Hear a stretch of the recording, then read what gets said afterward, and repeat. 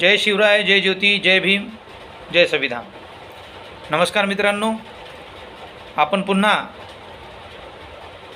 या व्हिडिओच्या माध्यमातून जोडण्याचा प्रयत्न केला.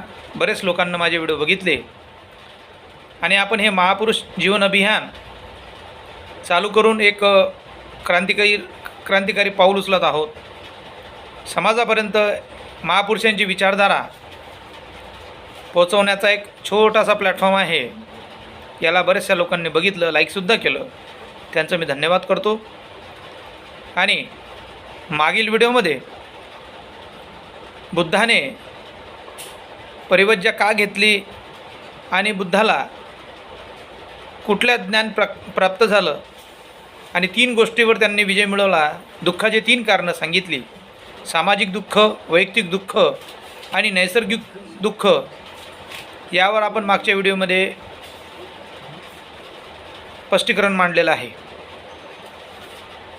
आता आपला विषय समोरचा आहे की बुद्धाला मार्ग सापडला आणि बुद्धांनी आता हा मार्ग तर त्यांच्या डोक्यात होता की हा पसरवायचा कसा. त्यांना 3 दुःखावर कारण समजलं की काय करावं लागेल. या 3 दुःखाचं समाधान करण्यासाठी पंचशील, अष्टांगिक मार्ग आणि 10 पारमिता हे 3 मार्ग त्यांनी सांगितले. मग आता हे तर त्यांच्या डोक्यात आलं, पण हे आम जनतेपर्यंत म्हणजे तुमच्यापर्यंत पोचवायचं कसं, हा बुद्धांपुढं प्रश्न निर्माण झाला. प्रश्न निर्माण झाला. त्यासाठी बुद्धांनी भिक्खू संघाची स्थापना केली.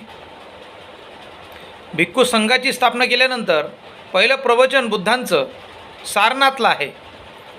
4 तिथं 5 भंतेजींना त्यांनी तयार केलं आणि त्यांना एक संदेश दिला: चरक भिक्खवे चारिकम, बहुजन हिताय, बहुजन सुखाय, लोकानुकंपाय, अंतानुहितायु, आदि कल्याण, मध्य कल्याण, अंत कल्याण. हा संदेश त्या 5 भंतेजीला बुद्धांनी सांगितलं. याचा अर्थ असा होतो: चरक भिक्खे चारिकम, 4 दिशेनं भंतेजी तुम्ही जा, बहुजनांचा हिताचा, बहुजनांचा सुखाचा आणि बहुजनांच्या कल्याणाचा मार्ग त्यांना सांगा. हा जो मी मार्ग सांगितला दुःख निवारण करण्याचा, हा जो दुःख निवारण करण्याचा मी मार्ग सांगितला तो त्यांच्यापर्यंत तुम्ही पोचवा. चरक भिक्खवे चारिकम, बहुजन हिताय, बहुजन सुखाय, लोकानुकंपाय, अंतानुहितायु, आदि कल्याण, मध्य कल्याण, अंत कल्याण. आता हे त्यांना मार्ग सापडला आणि त्यांनी सारनाथमध्ये बुद्धांचं पहिलं प्रवचन झालं. या प्रवचनाच्या माध्यमातून त्या 5 भंतेजींनी संपूर्ण जगामध्ये हा धम्म पोचवला. त्यानंतर ह्या जगामध्ये हा धम्म पोचवत भंतेजींना हा मेसेज म्हणजे हा निरोप बुद्धांचा प्रत्येक माणसापर्यंत नेला, प्रत्येक गावागावात नेला, प्रत्येक लोकांपर्यंत पोचवला आणि त्याच्यातूनच बुद्धानं क्रांती केली.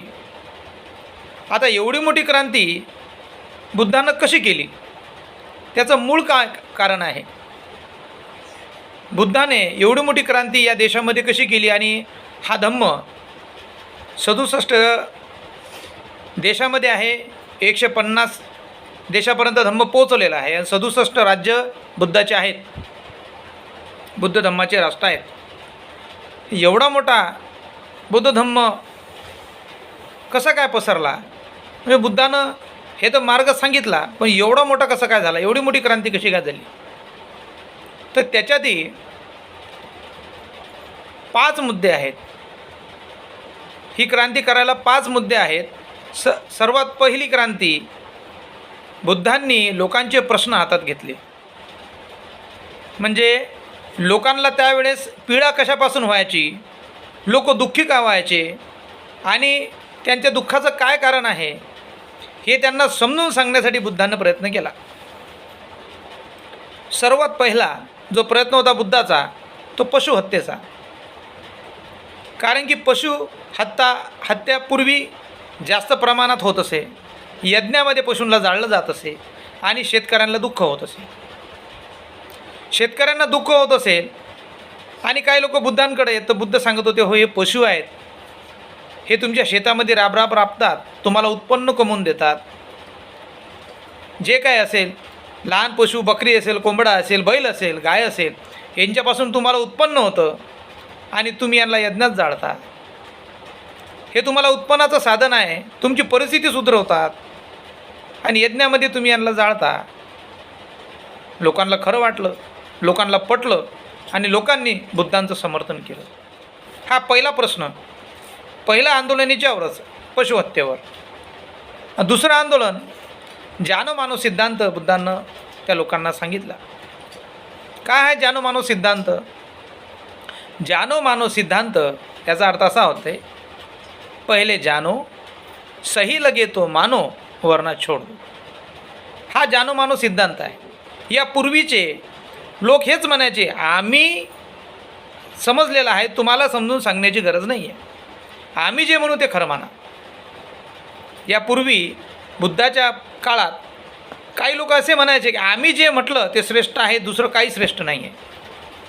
लोकांना ते भ्रमित करत होते आणि बुद्धांनी त्यांच्यासमोर जानो-मानोचा सिद्धांत टाकला. पहिले जानो, सही लगे तो मानो, वरना छोड़ दो. एकदम सिंपल, याच्यात कुठलं डोकं लावायची गरज नाही. पहिले जाणून घ्या आणि तुमच्या डोक्याला जर पटलं, तुमच्या बुद्धीला जर पटलं तर जरूर स्वीकार, नाही तो सोडून द्या. तिसरा सिद्धांत बुद्धांनी सांगितला. पहिला सिद्धांत पशुहत्या, दुसरा सिद्धांत जानो-मानो सिद्धांत आणि तिसरा सिद्धांत गुणकर्म विभागशाळा.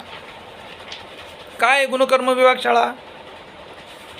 पूर्वीच्या वेळेस मनुष्य जन्माला आला, तो कुठल्याही धर्मात जन्माला येऊ, तो कुठलाही असो, तो त्याच्या जन्माने श्रेष्ठ राहायचा. तो कुठल्याही जन्मात, कुठल्याही घरात येऊ, तो त्याच्या जन्माने श्रेष्ठ राहायचा. एखाद्या राजाच्या घरात जर एखादा अपंग मुलगा जन्माला आला तरी तो राजाच. या प्रकारचं बुद्धानं सांगितलं, मनुष्य जन्माने नव्हे तर कर्माने आणि त्याच्या गुणानं श्रेष्ठ असतो. लोकांना खरं वाटलं. माणूस किती वर्ष जगला हे महत्त्वाचं नाही आहे, माणूस कसा जगला आणि त्याने त्याच्या जीवनामध्ये काय केलं हे महत्त्वाचं आहे. बुद्धांनी हे लोकांना सांगितलं आणि बुद्धाला हे पटलं, म्हणून बुद्धांनी लोकांना सांगितलं आणि सांगितल्यानंतर लोकांना याच्यावर विश्वास बसू राहिला. कारण की मनुष्य जन्माने नव्हे तर कर्माने आणि त्याच्या कर्तृत्वाने मोठा असतो. हा झाला तिसरा सिद्धांत. चौथा सिद्धांत तर्क करणे. पूर्वी तर्क करणे याच्यावर बंदी घातलेली होती. जो तर्क करतो तो श्रद्धावान नसतो आणि जो तर्क करत नाही तो नास्तिक असतो. तर्क करणे याच्यावर बंदी घातलेली होती. मग बुद्धाने सांगितलं की तर्क करा, तुमच्या सस्यक बुद्धीला पटलं तर जरूर स्वीकारा, पण तर्क करा. आणि तर्क केल्याने माणसाच्या बुद्धीचा विकास होतो. आम्ही म्हणतो म्हणून ते करू नका. बुद्धाच्या पूर्ण जीवन कार्यात बुद्ध जे म्हणतात की मी जो सांगतो मी मार्गदाता आहे, मी मोक्षदाता नाही आहे. मी तुम्हाला हा मार्ग दाखवलेला आहे, या मार्ग जर तुम्हाला आवडला तर जरूर स्वीकारा, याच्यातच तुमचं कल्याण आहे. बुद्ध कुठल्याच प्रकारची कोणाला लालसा देत नव्हते. बुद्ध कुठल्याच प्रकारचं कोणाला आमिष दाखवत नव्हते की माझं असं असं केल्यानं तुझं असं असं होईल किंवा मला जर नाही दिलं तर तुझं सत्यानाश होईल. लोकांना खरं वाटलं, लोकांना ते सुद्धा स्वीकारलं, तर्क केला. त्यालाच बाबासाहेब म्हणतात लुक, लिसन अँड टच. तर्क करणे, स्वतःच्या बुद्धीचा वापर करणे. कोणी म्हणते म्हणून ऐकू नका, स्वतःच्या बुद्धीचा वापर करा. हा झाला चौथा सिद्धांत. आणि पूर्वी अल्पजन हिताय अल्पजन सुखाय, हा पूर्वीच्या लोकांचा काळ होता. अल्पजन म्हणजे कमीत कमी लोकच सुखाय आणि कमीत कमीत लोकांचंच राज्य. बुद्धानं काढलं बहुजन हिताय बहुजन सुखाय. बहुजनाच्या हितासाठी, बहुजनाच्या सुखासाठी हा मार्ग आहे. बहुजनांचं हित आणि बहुजनांचं कल्याण या मार्गानं सांगितलेलं आहे. या धर्मामध्ये बौद्ध धम्म आहे, धर्म नव्हे, या धम्मामध्ये इक्वॅलिटी बिफोर लॉ आहे. या धम्मामध्ये सर्व समान आहेत, कोणी खालचा नाही, कोणी वरचा नाही. म्हणून बाबासाहेब आंबेडकरांनी हा धर्म निवडला. हे या धर्माचं वैशिष्ट्य आहे की याच्यामध्ये कोणीच खालचा नाही, कोणीच वरचा नाही, सगळे समान आहेत आणि सगळ्या प्राणीमात्रावर दया करायला सांगितलेली आहे. हा झाल्यानंतर हा पाचवा अल्पजन हिताय अल्पजन सुखाय, बुद्धानं सांगितलं. बहुजन हा शब्द सर्वात पहिले बुद्धांनी आणला. सर्वात पहिले या पृथ्वीवर जर बहुजन शब्द आणला असेल, बुद्धांनी आणला. बहुजनाच्या हितासाठी, बहुजनाच्या सुखासाठी या मार्गावर तुम्हाला चालावं लागेल, तेव्हाच तुमचं कल्याण होईल. हे पाचही विषयावर बुद्धांनी क्रांती केली. लोकांना पटलं, लोकांना ते स्वीकारलं आणि लोकांना बुद्धांना समर्थन केलं. या समर्थनामध्ये बुद्धांनी अनेक असे उत्तरं दिले, अनेक असे दाखले दिले की लोकांना पटवून सांगितलं. या दाखल्यामध्ये काही लोक बुद्धाच्या समर्थनात आले, काही लोकांनी बुद्धाचा विरोध केला आणि काही लोकांनी बुद्धावर टीकासुद्धा केली. पण बुद्धाचं एकच सूत्र आहे. बुद्ध म्हणतात की हजारो लढाया जिंकण्यापेक्षा स्वतःवर विजय मिळवणारा माणूस सर्वश्रेष्ठ मानावा.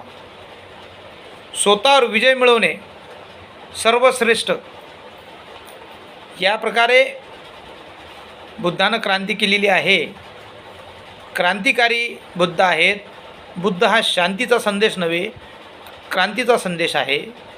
आणि त्यावेळेचा जो भिक्खू संघ होता तो एवढा प्रभावशाली होता की आज जर या गावामध्ये आला, जोपर्यंत हे गाव बुद्धमय करत नव्हता तोपर्यंत पुढे जात नव्हता आणि पुढे गेल्यानंतर पुन्हा या गावामध्ये येत नव्हता. बाबासाहेब आंबेडकरांनी जेव्हा 14 ऑक्टोंबर 1956ला बुद्ध धम्माची दीक्षा घेतली, तेव्हा दीक्षा घेताना जे सर्वात मोठे गुरु होते, चंद्रमणी गुरु होते त्यावेळेसचे, त्या सर्वात मोठ्या गुरूंना प्रश्न विचारला की मला जर दीक्षा घ्यावं लागेल तर मला काय करावं लागेल. आता लाखो लोक समोर बसलेले आहेत. बाबासाहेब काही साधारण व्यक्ती नाही आणि चंद्रमणी बी काही साधारण व्यक्ती नव्हती. त्यावेळेचे विद्वान पंडित, सर्वात मोठे गुरु. मग आपल्या गुरुला प्रश्न बाबासाहेबांनी विचारला की मला दीक्षा घ्यावं लागेल तर काय करावं लागेल. तर गुरु त्यांना बोलले, चंद्रमणी गुरु बोलले की तुम्हाला त्रिसन पंचशील घ्यावं लागेल, बुद्धाला आणि धम्माला आणि संघाला शरण जावं लागेल. झाली दीक्षा. बाबासाहेबांनी एवढा अभ्यास केल्यानंतर आपल्या गुरूंना शिकवायचं कसं. त्यांना त्यांच्यासमोर एक प्रश्न मांडला, मी बुद्धाला शरण जायला तयार आहे, मी त्यांच्या धम्माला शरण जायला तयार आहे, पण मी संघाला शरण जाणार नाही. मग आता चंद्रमणी बंदीजी यांच्यापुढं प्रश्न निर्माण झाला की लाखो लोकांचे लोक समोर आहेत, बाबासाहेब काही साधारण व्यक्ती नाही आहे आणि मी काही साधारण नाही आहे आणि हा एवढा मोठा कार्यक्रम जर दीक्षा नाही घेतली तर सफल नाही होणार. त्यासाठी चंद्रमणीनंच बाबासाहेबांना म्हणतात तुम्हीच सांगा काय करायचं. मग बाबासाहेबांना प्रश्न पडला आपल्या गुरुला शिकवायचं कसं. बाबासाहेबांनी सांगितलं की मी बुद्धाला शरण जाणार, मी धम्मालासुद्धा शरण जाणार, पण मी त्यावेळेच्या संघाला शरण जाणार. म्हणजे त्यावेळेचा संघ काय करत होता, बुद्धाचा प्रचार आणि प्रसार करत होता. त्यावेळेस एवढा मोठा संघ होता की प्रत्येक भिक्खू तर्कसंगत उत्तर देत होते, प्रत्येक प्रश्नाचं उत्तर. म्हणून हा धम्म वाढला. हे बाबासाहेबाचं आपल्या गुरुला सांगायचं एक कारण होतं, एक प्रश्न निर्माण केला त्यांनी. म्हणून साथियो, या काही गोष्टी आहेत हे मी तुमच्यापुढं मांडत आहे. आपल्या महापुरुषांनी छत्रपती शिवाजी महाराजपासून अण्णाभाऊ साठेपर्यंत यांचा जर आपण इतिहास बघितला तर 108 वर्षाचा इतिहास आहे. आणि हा 108 वर्षाचा इतिहास आपल्याला काय सांगून जातो की यांच्या इतिहासाच्या माध्यमातून आम्हाला हे संविधान मिळालं आणि संविधानातून अधिकार मिळाले. आज जे मी बोलत आहे हा संविधानाने दिलेला अधिकार आहे. म्हणून या व्हिडिओच्या माध्यमातून मी आपल्या सर्वांना सांगू इच्छितो की समोरच्या व्हिडिओमध्ये आपण आणखी एका नवीन महापुरुषाची जीवन चरित्र मी तुमच्यापुढं मांडणार आहे. आपण मला लाईक करा, सबस्क्राईब करा आणि शेअर करा, जेणेकरून हा व्हिडिओ प्रत्येक माणसापुढे जाईल आणि खराखुरा इतिहास आपल्या महापुरुषांचा तुम्हाला कळेल. एवढंच बोलतो आणि थांबतो. जय शिवराय, जय भीम, जय ज्योती, जय शाहू, जय जिजाऊ.